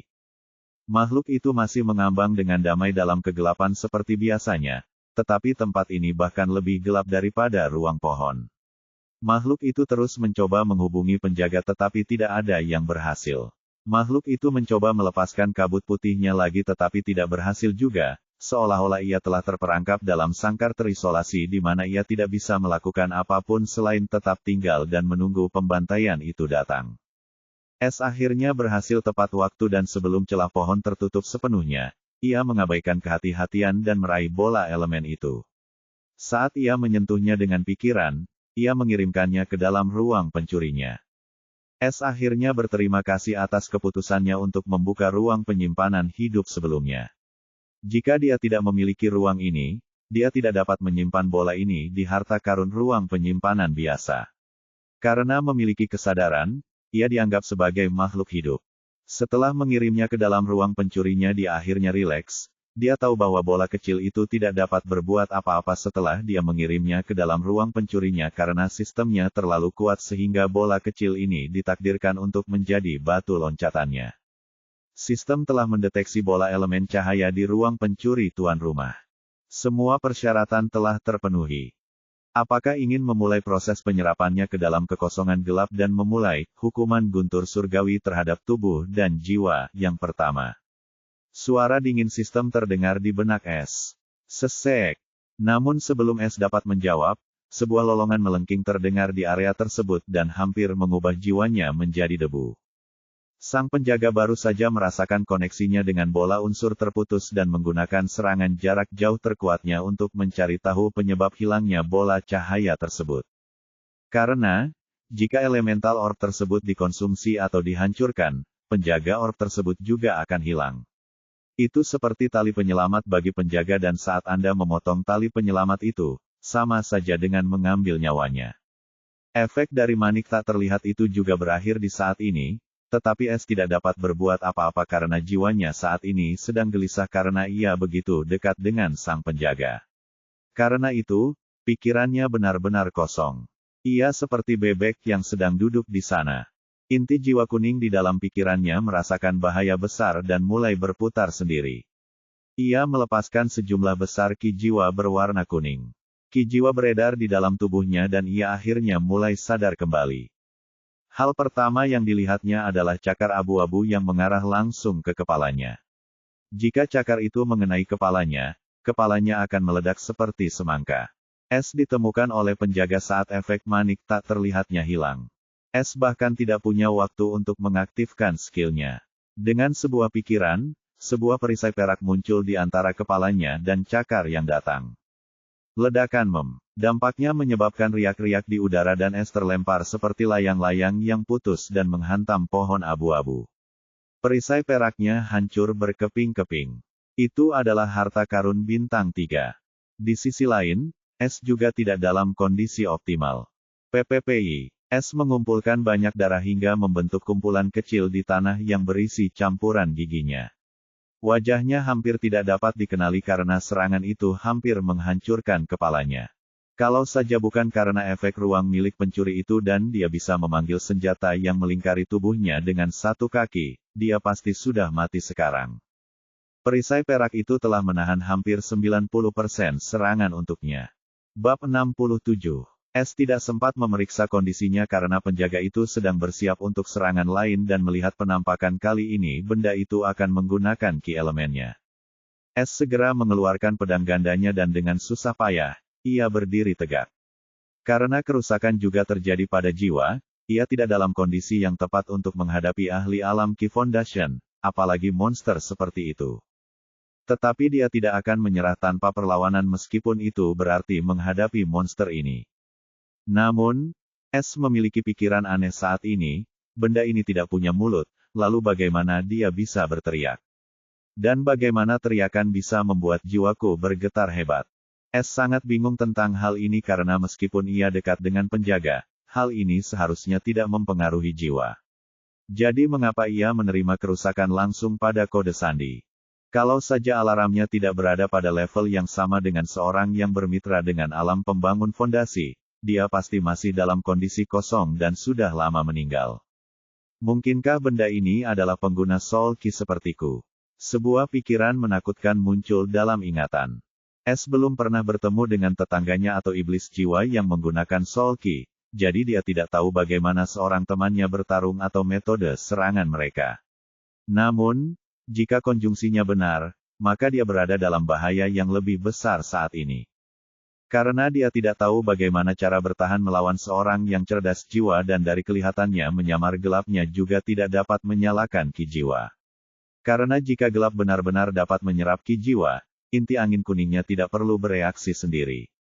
Dan dia tidak akan jatuh ke dalam kondisi kosong seperti ini. Sebelum S dapat menganalisa situasi lebih jauh, dia melihat penjaga yang sedang mengumpulkan ki elemen putih di tangannya tiba-tiba mengeluarkan benang putih dan benang putih tersebut langsung menembus bola matanya.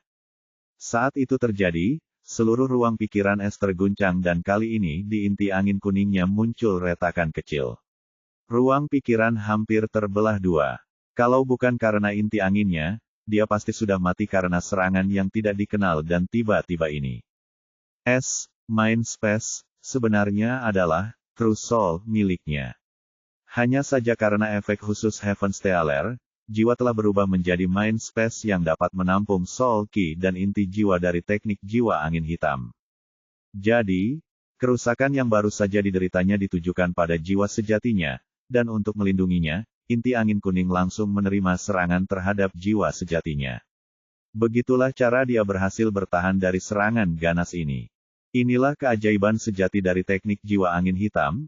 Ia akan melindungi jiwa pencuri surga hingga ada sesuatu yang menghancurkan inti jiwa pertama yang terbentuk dari teknik tersebut. Dia tahu ini karena ruang pikiran ini terhubung langsung dengan kehidupannya.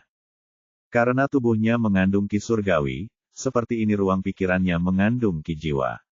Bukankah ini berarti, ruang pikiran, ini sebenarnya adalah jiwa sejatinya yang mengandung kultivasi jiwanya. Dia mengetahuinya setelah ruang pikirannya mengembang seperti ki tubuhnya karena gerbang kegelapan yang tersembunyi.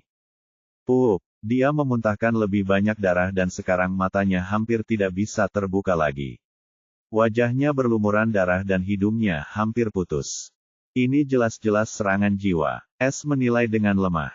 Ia tidak pernah membayangkan bahwa pengguna ki jiwa akan begitu kuat, yang hanya perlu berdiam diri dan targetnya pun tidak akan tahu bagaimana cara menangkis serangan mendadaknya.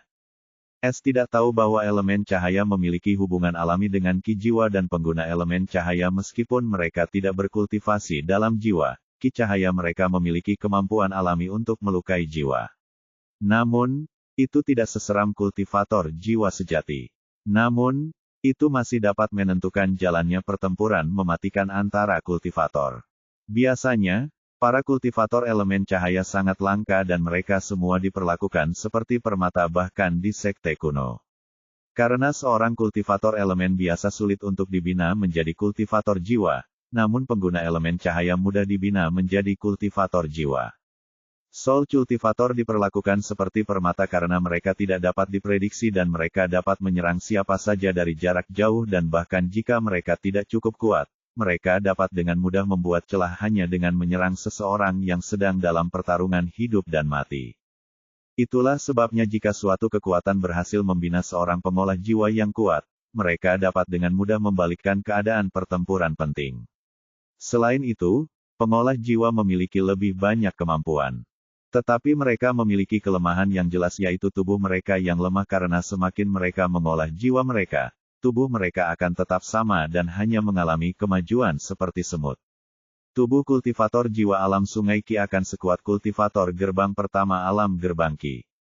Namun, penjaga ini tidak memiliki kelemahan ini karena ia dilahirkan dengan bola unsur dan bola unsur tersebut telah memelihara tubuhnya selama 100.000 tahun. Tubuhnya sekuat seorang kultivator tubuh alam bangunan fondasi tengah. Inti angin kuning es rusak karena 2 serangan jiwa penjaga dan sangat sulit baginya untuk tetap waspada saat ini. Sepertinya dia ditakdirkan mati di sini, tetapi apa yang bisa dia lakukan? Jika dia menggunakan manik tak terlihat, binatang itu dapat menggunakan lolongan aneh itu lagi dan karena dia tidak tahu bagaimana cara bertahan dari serangan jiwa, dia akan tetap menerima kerusakan. Es tiba-tiba punya ide jahat untuk melarikan diri dari situasi ini. Tapi ini juga akan menempatkannya dalam situasi yang lebih berbahaya. Dia berada dalam situasi putus asa dan untuk mendapatkan satu kesempatan hidup, dia mengumpulkan tekadnya. Aku akan membawamu ke neraka bersamaku jika ini adalah hal terakhir yang kulakukan. Kutuk es pada penjaga yang menatapnya dengan niat membunuh yang dalam di mata putihnya. Sistem mulai hukuman surgawi untukku. Teriak es sambil menatap langit yang gelap. Ada keengganan di matanya tetapi juga tekad kuat untuk hidup. Ini adalah jalan terakhirnya dan dia tahu dengan melakukan ini dia menutup pintu terakhir menuju kehidupan. Karena meskipun dia tidak pernah menghadapi hukuman guntur surgawi sebelumnya, dia memiliki gambaran betapa dahsyatnya itu, setelah mendengar bahwa hukuman ini seharusnya membantunya merasakan hukum keputusasaan. Namun apa yang dapat diperbuatnya jika ia tidak mengambil risiko terakhir ini? Ia pasti sudah mati pula. Jadi ia tidak rela mati sendirian, ia akan membawa benda ini bersamanya. Lagi pula, semua itu karena hal inilah dia terdorong sejauh ini untuk membuat pilihan seperti ini. Sama dengan, proses penyerapan bola elemen cahaya alam telah dimulai. Peringatan, turbulensi guntur surgawi akan turun selama proses penyerapan bola unsur. Sistem menyarankan untuk mencari tempat terpencil atau thunder turbulence akan menjadikan makhluk hidup dalam radius 500 meter di sekitar tuan rumah sebagai musuh dan akan melakukan apa saja untuk menghancurkan mereka. Bentuk pertama dari thunder turbulence of body and soul, White Despair Thunder, akan turun dalam 2 detik. Es mendesah berat sambil bergumam setelah mendengar pemberitahuan sistem, akhirnya tiba saatnya menghadapi hukuman surgawi pertamaku dan namanya sangat suram. Aku bertanya-tanya apakah itu benar-benar guntur keputusasaan. Namun tak lama kemudian ekspresi berat itu berubah menjadi senyuman dingin saat dia mengalihkan fokusnya ke arah penjaga yang tengah bersiap menghadapi serangan jiwa lainnya. Nikmati pertunjukannya, dasar jalang. Ejek es lemah. Penjaga itu saat ini merasa cukup bingung karena semut kecil di matanya telah selamat dari 2 serangan jiwa terkuat dan 1 serangan langsung. Dan semut itu saat ini tersenyum padanya.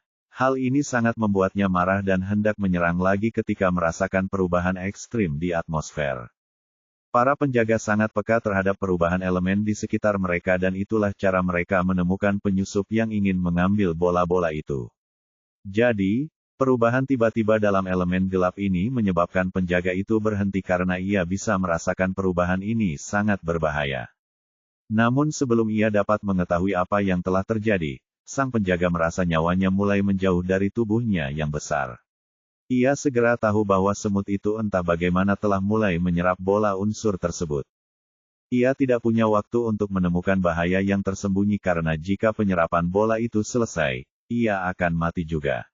Jadi, ia mengabaikan peringatan yang datang dari instingnya dan dengan kecepatan tinggi, melompat ke arah es. Beberapa saat yang lalu, es merasakan ki asing memasuki pori-pori tubuhnya dengan kecepatan tinggi dan langsung memasuki rahasia yang gelap. Ia merasa ki ini sangat nyaman dan inti jiwa yang rusak mulai pulih dengan sangat cepat karena ki khusus ini. Perlu diketahui bahwa luka pada jiwa sangat sulit disembuhkan. Dan jiwa es dipenuhi oleh ki jiwa surgawi, akibatnya menyelamatkan jiwa menjadi lebih sulit. Itu adalah bola elemen cahaya, elemen esensial ki, yang saat ini sedang menyembuhkan inti jiwa angin kuningnya yang rusak. Bab 68. Es merasakan kedamaian pulih dengan cepat karena penyerapan ki unsur-unsur penting dari bola itu dan memulihkan sebagian kekuatan. Es Hadki mulai mendidih di meridiannya dan dia langsung mengaktifkan langkah diam untuk menghindari penjaga yang mendekat yang telah melompat ke menangkap dan itu seperti terbang dengan kecepatan tinggi. Semua tangannya yang tajam bersatu di depan, tampak seperti ujung tombak dengan kekuatan mengerikan di belakangnya. Terakhir kali es lengah karena serangan jiwa dan terkena serangan tiba-tiba penjaga saat ia dalam keadaan kacau. Namun, Kali ini Es benar-benar sadar dan ia masih bisa menghindari serangan fisik, terutama karena penjaga tubuh ini tidak takut akan alam sungai Qi. Selain itu, sepertinya makhluk ini panik akan melakukan sesuatu dan terburu-buru untuk menghabisinya sehingga ia tidak menggunakan serangan jiwa dan langsung menggunakan serangan fisik untuk menghabisinya dengan cepat. Lebih jauh, sepertinya serangan jiwa yang kuat itu membutuhkan waktu untuk diaktifkan atau 2 serangan jiwa terakhir sudah mencapai batasnya. Dengan jarak seujung rambut, dia menghindari serangan sang penjaga dan segera berlari ke arah berlawanan dengan Es yang tengah berusaha membuat jarak di antara mereka. Penjaga itu nampaknya sedikit terkejut dengan bagaimana Es yang tadinya tampak tak bernyawa kini mampu bergerak seperti ini. Namun, ia tidak peduli karena ia dapat merasakan bahwa elemen penting Qi dari bola elemen itu terkuras dengan cepat. Saat hendak melancarkan serangan jiwa kali ini, langit kosong dan sunyi di wilayah inti hutan bulan mulai berisik. Tiba-tiba suhu mulai turun. Sang penjaga merasakan bahaya yang sangat besar dan segera setelah itu, tekanan yang sangat besar menimpanya seperti gunung yang sangat besar dan karena tekanan yang sangat besar ini, ia tidak dapat menggerakkan tubuhnya lagi. Ia berjuang tetapi semuanya sia-sia. Tekanan ini telah menguncinya di tempatnya. Kondisi Es sama atau bahkan lebih buruk dari sang penjaga karena ia terluka dan jiwa masih dalam proses penyembuhan saat tekanan besar ini menguncinya. Namun, Es tetap berdiri tegap dan tidak terjatuh ke tanah karena tekanan yang sangat kuat. Apakah tekanan ini berasal dari hukuman surgawi? Tekanan ini jauh lebih kuat dari benda itu, tetapi tubuhku bertahan sampai batas tertentu. Apakah itu karena Qi surgawi? Pikir Es dengan intens. Dia merasa Qi uniknya membantu melawan tekanan ini dan itulah sebabnya mengapa dia masih berdiri tegak sekarang atau dia akan jatuh ke tanah sejak lama dan bahkan tidak bisa menggerakkan satu jari pun. Jika Es tahu bahwa tidak ada seorang pun yang dapat bergerak dalam hukuman surgawi sebelumnya, ia akan langsung memilih untuk melewatinya terlebih dahulu tanpa ragu-ragu. Jadi, ia dapat mengunci monster itu di satu tempat dan membiarkan hukuman surgawi menanganinya dan ia entah bagaimana akan melewati hukuman ini karena ia memiliki Qi surgawi. Es kini berpikir kalau petir akan menyambar setelah melihat dia bisa bergerak sedikit dan Guardian tidak bisa, tapi dia akan segera menyadari betapa naifnya pikirannya.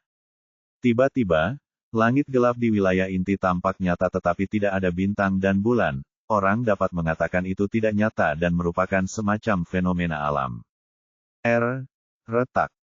Retakan mulai muncul di langit, dan tiba-tiba pecah seperti kaca. Rasanya seperti ada sesuatu yang menghantamnya dan menghancurkan kubah gelap di wilayah inti. Sinar cahaya memasuki wilayah inti gelap hutan bulan untuk pertama kalinya dalam ribuan tahun. Es terkejut dengan ini, sepertinya di luar masih siang hari. Pikirnya karena dia tidak melihat cahaya apapun di sini sejak dia masuk. Dia tidak tahu berapa waktu berjalan di luar. Rasanya seperti dia berada di sangkar besar yang gelap dan seseorang telah merendamnya dengan paksa. Jadi, seperti inilah kuatnya perangkap alam. Seolah-olah seluruh wilayah inti hutan bulan adalah wilayah bola tidak terbatas dan tak seorang pun dapat menemukan jalan keluar begitu masuk ke dalamnya. Es berpikir serius. Jika ini benar, maka dia dalam masalah besar karena dia masih perlu menemukan 7 bola ajaib lagi dan yang pertama ini saja sudah memberikan saat-saat paling mematikan dalam hidupnya. Dan dia masih belum terbebas dari bahaya. Namun, fokus Es dengan cepat beralih ke tubuhnya karena Dark Void mulai menyerap Qi surgawi dalam skala besar dan memanaskannya ke meridian dan seluruh tubuh Es. Ia seperti berada di lautan Qi surgawi yang dalam. Bahkan luka-lukanya pun mulai sembuh karenanya. Bahkan angkasa pun mulai bergetar saat semua Qi surgawi dalam radius ratusan mil mulai berkumpul ke arah Es. Qi di sekelilingnya praktis menjadi Qi surgawi. Qi itu begitu padat sehingga dapat dilihat dengan mata fisik seperti kabut hitam. Hal yang paling aneh adalah menyembunyikan gelap itu tidak mengubah Qi surgawi menjadi hard Qi, tetapi menyalakan Qi surgawi seperti lubang tanpa dasar. Semua Qi surgawi masuk ke dalam dan tidak ada yang tahu kemana perginya sejumlah besar Qi surgawi ini. Rubel, sebelum terjebak dalam gelap itu dapat menyerap lebih banyak Qi surgawi, pasokannya terputus oleh sesuatu yang tidak diketahui dan Es mendengar gemuruh besar di atas kepalanya saat dia membuka matanya untuk melihat sumber gemuruh ini. Namun, saat dia melihat ke atas wajahnya berubah pucat dan menjadi mengerikan. Karena langit yang tadinya cerah dan tak berawan kini berubah gelap, dengan awan hitam pekat. Guntur bergemuruh dan kilat putih menyambar di antara awan-awan itu. Segala sesuatu dalam radius ratusan mil menjadi gelap gulita. Rasanya seperti Es telah kembali ke wilayah inti lagi tetapi sekarang lebih gelap. Apakah ini hukuman surgawi? Bagaimana mungkin aku bisa menanggung hukuman dari benda ini? Es benar-benar ketakutan dan tidak dapat menahan diri untuk tidak mengumpat dengan keras. Sistem, apakah kau mengirimku ke kematianku? Bahkan monster itu lebih lucu di depan awan guntur besar yang terbentuk itu. Semua cerita baru di N0VLB.com. Dulu Es sempat punya gambaran tapi sekarang akhirnya terkonfirmasi di mana sebenarnya tekanan besar itu dan apa yang menghentikan ki surgawi di sekitar area tersebut. Apakah semua terjadi karena awan hitam itu atau turunnya hukuman surgawi? Dia melihat semua awan hitam itu seperti pusaran air besar, dan pusat pusaran air itu berada tepat di atas dirinya. Pusaran air itu tampak seperti mata hitam besar yang fokus padanya tanpa ekspresi. Pada saat yang sama, keinginan destruktif yang mengerikan menekannya dan itu jauh lebih kuat dari tekanan sebelumnya. Tekanan sebelumnya tampak seperti anak kecil di depan keinginan ini. Es segera menyadari bahwa ia kini tidak dapat bergerak sedikitpun. Ia bahkan tidak dapat berkedip. Aku tamat. Itulah satu-satunya pikiran liar dalam benaknya saat ini. Es melihat semakin banyak awan hitam berkumpul di langit. Petir putih di langit perlahan-lahan berkumpul di tengah awan hitam seolah-olah terkonsentrasi di satu titik. Apakah kumpulan petir itu akan menyambarku? Meskipun Es naif, dia tidak berani menerima sambaran itu secara langsung. Dia berjuang mati-matian untuk membebaskan dirinya. Namun, seluruh tubuhnya seperti ditekan oleh gunung besar. Meskipun sudah berusaha sekuat tenaga, tubuhnya hanya bergetar terus-menerus. Tanah di bawah kakinya mulai retak. Es tidak dapat menahan diri untuk tidak gemetar ketakutan. Ia mencoba menggeser tubuhnya tetapi ia merasa seolah-olah ada gunung yang menghancurkannya dari segala arah. Bahkan setelah menggunakan ki surgawinya, ia hanya mampu melakukan gerakan yang sangat kecil dan tidak dapat menghindari apapun. Awan hitam di langit semakin menebal, dan kilat semakin terkonsentrasi di tengahnya. Tiba-tiba, langit yang bergemuruh menjadi sunyi senyap. Sebuah sambaran petir putih selebar beberapa kaki, itu bukan lagi petir, melainkan guntur penghancur, murni dan melesat turun langsung dari tengah awan hitam. Namun, target petir ini bukanlah Es, melainkan diarahkan ke penjaga bola yang berdiri diam di tempatnya tanpa daya seperti Es. Ki-nya bukanlah ki surgawi seperti Es sehingga dia bahkan tidak bisa menggerakkan satu jari pun. Kekuatan petir putih itu tampaknya ingin menghancurkan dan menyelamatkan setiap makhluk hidup yang ada di sekitarnya. Es menyaksikan petir putih yang mengerikan itu turun. Dia merasakan keinginan yang menghancurkan dan keputusasaan yang tak berujung muncul darinya. Guntur keputusasaan putih akhirnya menyambar langsung ke kepala penjaga yang penuh mata. BOOOOOMMMMMM. Suara ledakan besar terdengar di jarak itu dan ratusan meter tanah runtuh ketika satu petir menciptakan kawah besar. Es telah membuat jarak yang cukup jauh dari sang penjaga sebelum dia terkunci di tempatnya saat ini, tetapi bahkan setelah itu dia masih terperangkap dalam kejutan susulan oleh petir dan dia memenuhi 2 suap darah berturut-turut. Es merasa ngeri setelah melihat ini dan akhirnya memahami teror sebenarnya dari kemarahan surga. Sebelumnya dia tidak terlalu memperhatikan risiko menggunakan teknik pencuri surga dan mencuri dari surga. Dia berpikir bahwa manfaatnya terlalu besar dan mencakup hukuman sesekali akan sepadan. Namun, sekarang dia akhirnya tahu bahwa hadiah dari penggunaan teknik pencuri surga sangatlah mematikan. Es melihat tubuh penjaga yang menjulang tinggi di tengah kawah, tubuhnya hangus di mana-mana, dan dia bahkan bisa melihat asap abu-abu keluar dari rongga matanya yang sekarang telah berubah menjadi pasta daging. Pelindung perkasa wilayah Sungai Ki telah mati akibat satu sambaran petir dari surga. Gemuruh. Es tersadar dari lamunannya setelah mendengar suara gemuruh yang bahkan lebih kuat dari sebelumnya. Dia melihat gemetar ke atas dan melihat lebih banyak lagi cahaya yang membentang di tengah pusaran udara. Tampaknya baut terakhir dimaksudkan untuk menghindari rintangan apapun antara S dan Heaven. Sekarang, halangan sudah disingkirkan, tibalah waktunya untuk menghukum pencuri surga. Bab 69. S benar-benar ngeri dan khawatir melihat betapa kuatnya petir pertama itu. Bahkan petir itu membunuh monster itu seperti semut. Dan dari penampakannya, petir kondensasi berikutnya tampak lebih kuat daripada yang terakhir.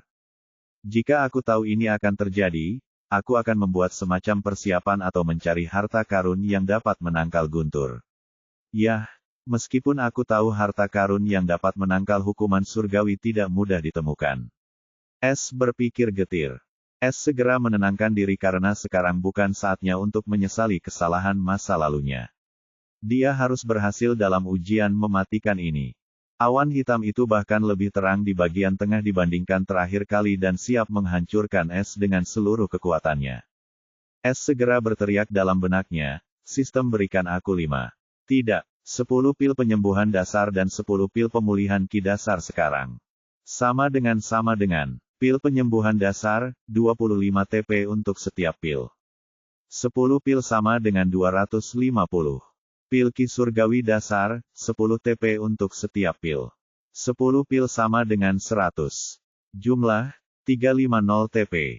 Host memiliki jumlah TP yang cukup. Pembelian telah berhasil. Pil tersebut dikirimkan ke ruang pencuri inang. Poin pencuri, TP, 595. Sama dengan, S tidak menyangka dia akan menggunakan pil ini dalam situasi seperti ini.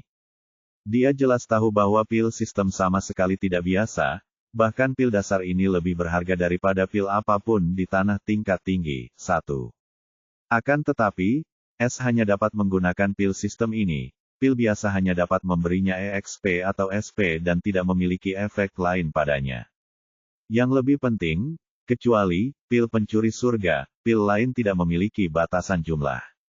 Jadi, dia tidak membelinya dalam jumlah besar seperti yang dia lakukan dengan senjata. Lagi pula, Heaven Stellar Pills harganya mahal.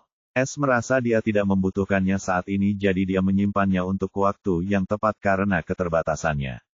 Itulah sebabnya untuk pertama kalinya dia membeli pil-pil dasar ini karena dia tahu tanpa pil-pil itu dia pasti sudah mati tanpa keraguan sedikitpun. Dengan pikirannya, 2 pil hijau muncul di tangannya dari ruang pencuri. Yang satu memiliki lingkaran emas, itu adalah pil penyembuh, dan yang satu lagi memiliki lingkaran hitam di atasnya, ini adalah pil ki surgawi. Keduanya bersinar secara misterius dan kabut tipis keluar darinya. Cahaya ini berarti pil alkimia tingkat emas dan kabut hanya muncul pada pil tingkat pertama. Hanya alkemis yang akan mencapai tingkat alkemis tingkat 1 yang dapat membuat pil jenis ini. S tidak punya waktu untuk mengagumi pil-pil yang tak ternilai ini dan ia memasukkannya ke dalam mulutnya, tetapi tidak menelannya. Tepat pada saat ia berada dalam bahaya besar, barulah ia akan menelannya, dan ia berharap pil-pil itu dapat membantunya dalam situasi ini.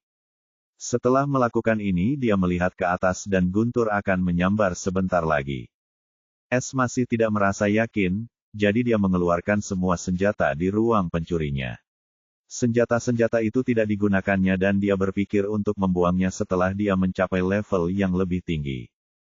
Namun sekarang, mereka bisa menjadi tamengnya. Mereka tidak bisa menangkis serangan itu sepenuhnya, tetapi setidaknya mereka bisa melemahkannya sampai batas tertentu, bukan? S tahu bahwa ia tidak punya waktu untuk disia-siakan dan segera menuangkan haki ke dalam kedua pedangnya. Sejumlah besar ki melesat keluar dari kedua bilah hitam itu. Jumlah ki yang sangat besar itu mulai berubah menjadi bentuk kuali besar yang kasar saat melahap ribuan senjata ki tersebut. Setelah kuali ki itu terisi dengan senjata, ia mulai melayang di atas kepala S. Itu seperti perisai berlapis-lapis, yang terbuat dari pedang, tombak, tombak panjang, palu perang, perisai, pedang. S menemukan metode ini untuk memanifestasikan ki-nya di tahun pelatihannya. Karena ia tidak dapat memanifestasikan ki-nya keluar dari tubuhnya saat ini, S menemukan bahwa ia dapat melakukannya dengan senjata kelas 1 miliknya. S dapat dengan mudah menciptakan bentuk dengan ki dan mengendalikannya dengan pikirannya dengan metode ini. Namun, karena ia tidak berada di ranah pembangunan fondasi, hal ini cukup membebani tubuh dan pikirannya. Krur CCC. Sebuah ledakan gemuruh terdengar dan sebuah petir putih tebal melesat turun langsung ke arah es bagaikan sebuah anak panah. Es baru saja membuat perisainya saat petir itu jatuh. Ia melihat petir ini lebih lebar dari yang sebelumnya dan tampaknya lebih kuat juga. Dia memegang gagang pedangnya dengan erat dan menyalurkan seluruh ki ke dalam pedangnya. Boom! Petir itu mendarat tepat di perisai, tetapi seperti kertas, perisai itu berubah menjadi abu.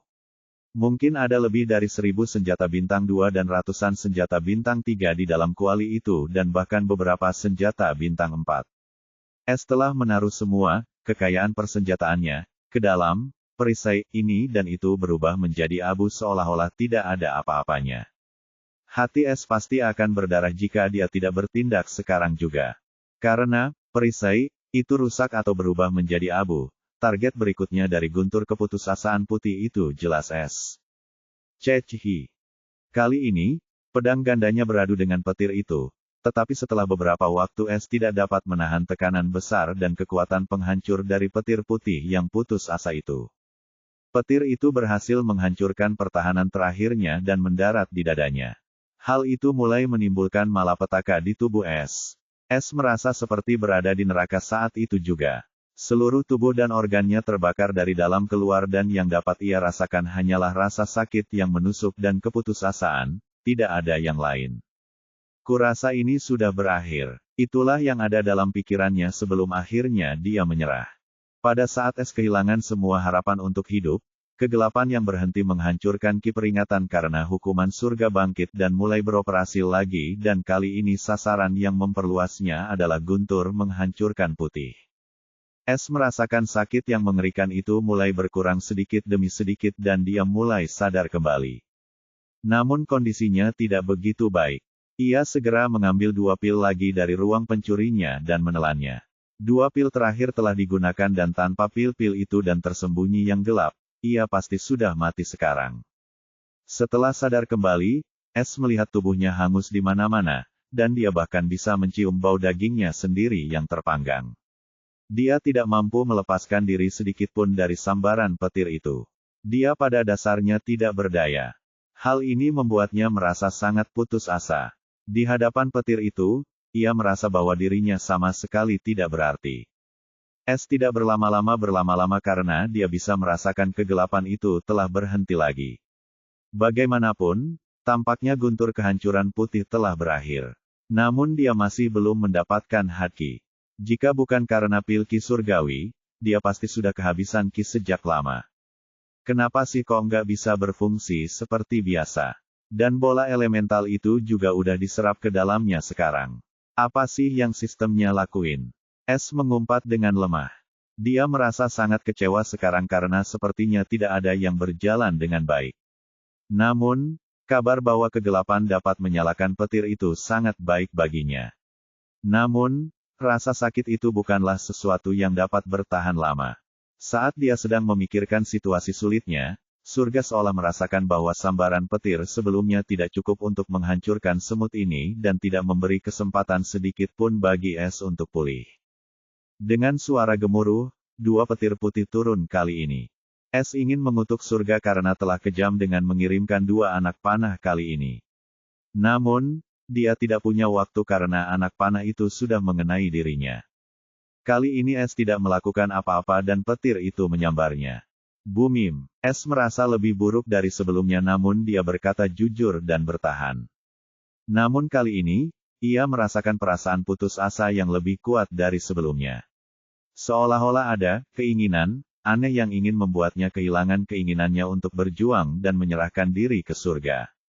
Ia ingin dia beristirahat selamanya dan membayar harga karena mewarisi surga dengan warisan yang hancur dan keberadaannya dihapus selamanya. Es akhirnya mengerti apa itu mengecewakan yang sebenarnya, tetapi dia tidak menyerah. Dia terus mengingat bahwa hidupnya adalah ikatan dengan Eva dan dia masih harus menemukan adik perempuannya. Setelah itu, dia masih belum memecahkan misteri orang tuanya sehingga dia tetap kuat menghadapi keputusasaan dan keinginan aneh itu. Seolah-olah tekadnya telah membakar kegelapan, ia mulai menyalakan petir itu lebih cepat. Es akhirnya merasakan sakitnya berkurang dan ia segera menelan 2 pil lagi ke dalam mulut. Pil-pil ini sungguh luar biasa, pil penyembuh itu menyembuhkan luka-luka dalam dan luarnya dengan petir surgawi dan pil ki itu memberikan sejumlah besar ki surgawi. Hahaha, kau tidak bisa melakukan apapun padaku sekarang. Aku akan bertahan sampai saat terakhir. Tapi aku tidak akan pernah menyerah padamu. Bahkan di dalam kuburku, Es tertawa sambil menatap awan hitam dengan ganas. Dia sedang marah sekarang karena dia telah didorong ke sana kemari sepanjang hari, pertama oleh monster itu dan sekarang oleh surga juga. Bagaimana mungkin dia tidak mengutuk saat ini? Jika bukan karena menyembunyikannya yang gelap, dia pasti sudah mati setelah menerima serangan pertama. Seolah-olah surga telah mendengarkan dan menjadi murka dengan kata-katanya yang tidak sopan dan awan hitam mulai mengumpulkan sejumlah besar petir. Sial, aku dan mulutku yang besar. Es ingin sekarang menangis juga. Tanah Kekaisaran. Bab 70. Dia kelelahan secara mental dan kondisi fisiknya juga tidak optimal lagi. Pil-pil yang diberikan sistem tubuhnya dapat membantu pemulihan, tetapi tidak dapat memulihkan kelesuan mentalnya. Namun Es tidak bisa mundur sekarang, karena Es tahu jika ia kehilangan keinginannya untuk bertarung maka bahkan kegelapan pun tidak dapat menyelamatkannya. Kekuatan keputusasaan itu terlalu besar. Jika Anda kehilangan tekad saat menghadapi keputusasaan, tidak ada yang bisa menyelamatkan Anda dari keputusasaan. Es menarik napas dalam-dalam dan menatap awan hitam di atas, lalu menggerutu, kau pikir aku takut padamu? Kalau begitu, lakukan saja. Aku akan menunjukkan kepadamu seberapa kuat semut di matamu ini. Seolah-olah surga telah terdengar dan suara gemuruh menggema di langit hutan bulan. Bahkan di wilayah terluar hutan bulan, suara itu dapat terdengar. Beberapa petani yang lewat terkejut dan mengira ada seekor binatang iblis kuat yang sedang marah, mereka pun segera berlari. Es melihat 3 halilintar melesat ke kali ini dan mereka hampir tampak seperti pedang petir. Namun, ada sesuatu yang berbeda tentang mereka dan itu adalah mereka setengah tembus pandang. Hukuman jiwa surgawi. Es segera menebak dan merasa bahwa sekarang dia sudah dikutuk. Karena kegelapan dapat menyerap guntur yang berbahaya bagi tubuh dan meridiannya, tetapi tidak dapat menyerap ki jiwa. Sekarang dia sendirian. Boom! Pedang-pedang bagaikan halilintar mendarat di atasnya dan Es merasakan tubuhnya meleleh di lava dan itu bukanlah akhir bahkan, jiwa sejati, ruang pikiran, dia terguncang seperti perahu di tengah badai. Guntur surgawi yang tembus pandang menyusup ke ruang pikiran dan mulai mendatangkan malapetaka. Inti jiwa mulai melindungi ruang pikirannya dengan melawan guntur langit. Inti jiwa masih rusak karena penjaganya. Guntur menakutkan menyerang inti ketakutan yang terus menolaknya. Es merasa kali ini hidupnya benar-benar akan berakhir karena ia tidak mampu menahan serangan jiwa ini. Ia tidak punya cara apapun untuk melindungi keselamatan orang lain, apalagi dari surga itu sendiri. Dia akhirnya mengerti betapa mengerikannya serangan itu jiwa sebenarnya. Itu seperti sebuah berkah, dia tidak pernah bertemu dengan manusia manapun yang memiliki magma jiwa, tetapi berkah ini berakhir hari ini. Setelah beberapa saat retakan mulai muncul di inti jiwa dan untuk pertama kalinya, ruang pikiran mulai retak. Es masih bisa menahan semua rasa sakit ini, tetapi kerusakan pada jiwa sejati bukanlah sesuatu yang bisa ia tanggung pada levelnya. Saat retakan muncul pada jiwa sejatinya, ia merasakan sesuatu yang hancur dalam dirinya. Gedebuk, Es jatuh ke tanah hangus, matanya terbalik dan tubuhnya hangus terbakar. Dia tidak dapat dikenali lagi. Darah mengalir dari mulut, telinga, hidung, dan rongga matanya. Tidak ada tanda-tanda napas dan denyut nadinya. Hal terakhir yang diingat Es sebelum kehilangan kesadarannya adalah suara asing yang memberitahunya untuk menghentikan perlawanannya yang sia-sia, dan menyerahkan jiwanya dan rasa sakitnya akan berakhir. Namun, dia hanya memberikan satu jawaban sebelum dia terjatuh, yaitu, tidak pernah. Es tidak tahu bahwa ia mendengar suara, kehendak aneh, yang ia rasakan sebelumnya di saat-saat putus asa. Ia dapat mendengarnya karena ia berada di antara batas hidup dan mati. Apalagi pemilik suara ini akan menjadi musuh bebuyutannya yang terbesar di masa depan.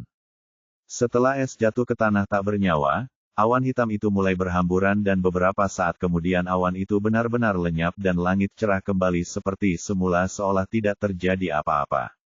Karena tekanan hukuman surgawi, kubah wilayah inti yang dibuat oleh alam untuk melindungi bola unsur kini hancur.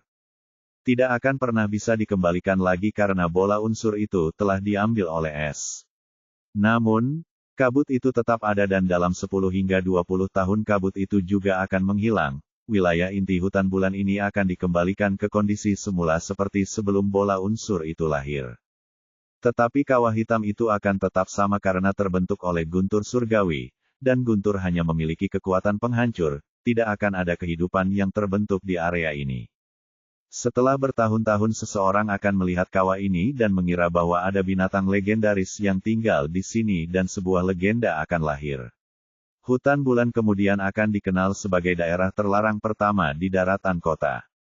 Wilayah inti kini kosong dan sunyi, labirin pepohonan juga lenyap setelah bola ajaib itu diambil dan tidak ada binatang iblis di sana karena mereka takut pada kabut di pintu masuk dan tidak pernah memasuki wilayah inti sehingga hanya tubuh es yang hangus tergeletak di tengah lubang hitam itu. Kedamaian telah kembali ke wilayah inti lagi. Pada saat ini, suara sistem terdengar di pikiran es yang hampir mati. Sama dengan. Selamat kepada host karena berhasil melewati bentuk pertama hukuman surgawi. Penyerapan bola elemen cahaya alam, elemen Ki, juga telah selesai. Hadiah khusus, Ki elemen cahaya. Proses pembangunan fondasi kegelapan surgawi dimulai. Sama dengan. Udara sunyi di sekitar wilayah inti mulai bergetar dan sejumlah besar ki hitam mengalir menuju tubuh es. Kekosongan gelap itu mulai berputar dengan kecepatan tinggi dan menciptakan daya hisap yang besar. Semua ki surgawi mulai memasuki perut es dan kekosongan gelap menelan semua ki ini dengan rakus pada kecepatan yang luar biasa. Bagaikan jurang tak berdasar yang seakan dapat melahap seluruh ki dunia ini namun tetap tidak akan pernah merasa puas.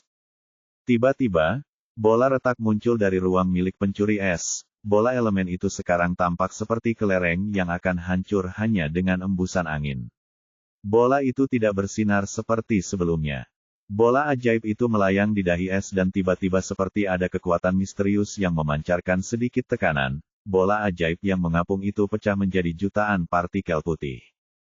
Namun partikel-partikel putih itu tidak tertiup angin seolah-olah ada sesuatu yang mengendalikannya dan langsung mendarat di dahi es di antara kedua alisnya dan terserap ke dalam kulit es. Tidak ada satu partikel pun yang lolos dari penyerapan ini dan semua partikel elemen cahaya ini langsung memasuki ruang pikirannya. Ruang pikiran es saat ini berada pada titik yang hancur dan inti jiwa angin kuningnya hampir tidak utuh lagi. Guntur surgawi masih menyerang inti jiwa untuk menghancurkannya dan dengan itu, jiwa sejati es juga akan hancur. Ini akan menjadi kematian sejatinya, baik jasmani maupun rohani. Namun, saat partikel putih itu muncul, mereka mulai meledak seperti petasan kecil dan berubah menjadi ki jiwa unsur cahaya yang besar. Tiba-tiba ruang pikirannya yang berubah hitam setelah dia membuka gerbang pikiran mulai berubah menjadi putih dan retakannya juga mulai tertutup dengan ki jiwa cahaya. Partikel-partikel putih yang tertinggal setelah bola unsur tersebut dihisap hingga kering adalah partikel ki jiwa cahaya.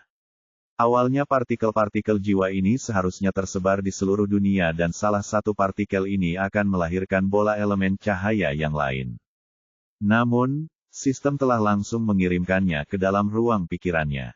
Di sini, mereka hanya bisa menjadi bagian dari jiwa sejatinya, dan dia akan memiliki ki jiwa cahaya.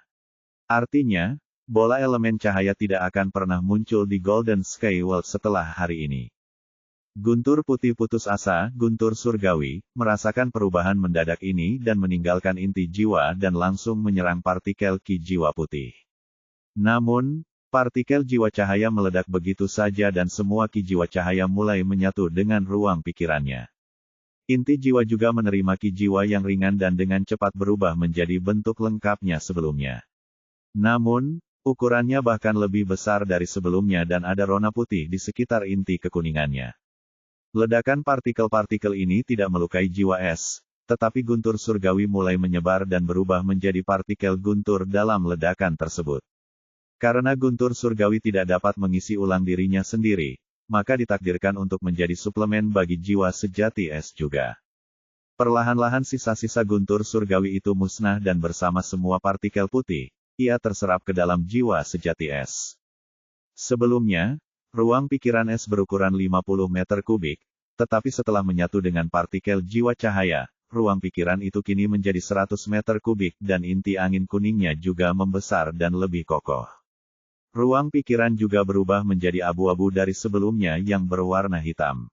Sekarang indera surgawi dan indera jiwa es dapat mencakup area seluas 50 meter di sekitarnya dan batas ki jiwa surgawinya juga telah ditingkatkan ke tingkat berikutnya.